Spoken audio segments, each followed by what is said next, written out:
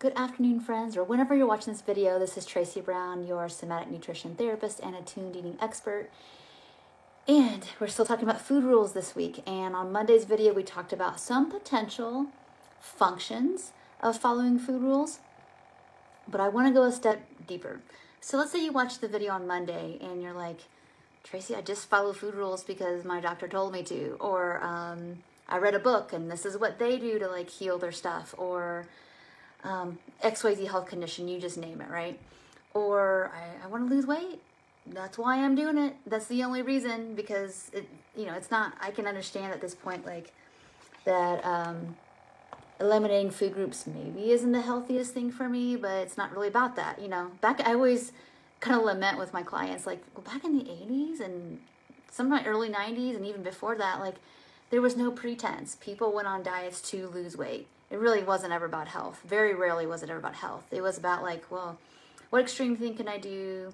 What powder can I consume? What pills can I take to get smaller so I look in a way that helps me feel like I can, magically heal all my self-esteem issues or not have any wounds, right? People didn't pretend back then. These days, it's so much trickier, right? Because you can slap on a little bit of cherry-picked science from a review and then make it feel like, wow, if I do this, I can kill all my cancer cells. Or if I do this, I can not have insulin resistance. But you look at the food, it's still a version of just eating less.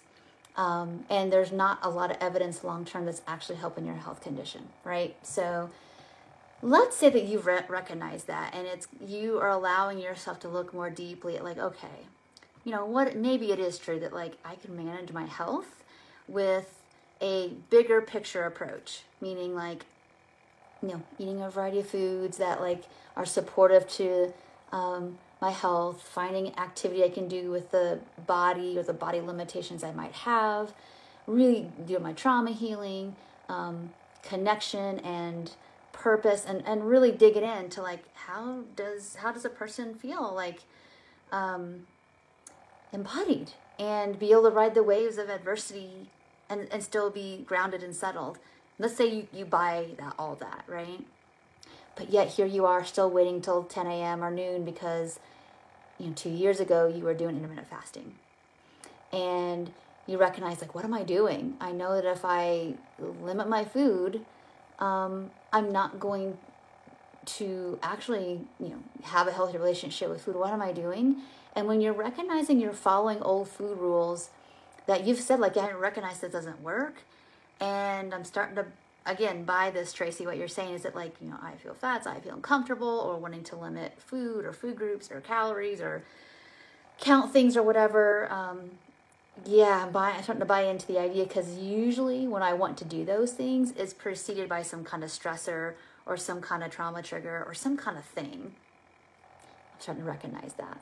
So what do you do when you notice that okay, I'm having these diet thoughts, I'm having these food rule thoughts, and you've already had conversations with me, or maybe you're a different practitioner of whenever we're going back to that hardware store for milk, meaning, man, I'm really hoping if I put off my breakfast till 10 or put it off till my first eating till noon, that I'll feel better. What you are absolutely saying is that some part of me doesn't feel safe. And I don't know what to do with this. So I think it's really important to recognize that your first step, so I'm kind of going beyond the title of this video today and saying your first step is regulation. You have to regulate, find some source of here and now, in the moment, in the room, orient to some sense of what's real and safety, and then have some compassion for, of course I want to do the food rule thing, XYZ just happened, so I need to get into, continue some of this compassionate witnessing here, and even be a protector for that part of me that's feeling really overwhelmed or triggered or in fight mode or wanting to shut down or whatever. And then the next step is going to be, okay, what, problem solving. What do I need to do in this circumstance? And who do I need to talk to? And what factors do I need to make concrete on a piece of paper to help me recognize and remember that a food rule is not going to heal any kind of wound. Long term, it's not going to fix any kind of health condition. food adjustments may need to be made, but that's a different story than purposely restricting calories because you think if you eat less, you'll be smaller, and then support will come, or being less visible will get you less hurt.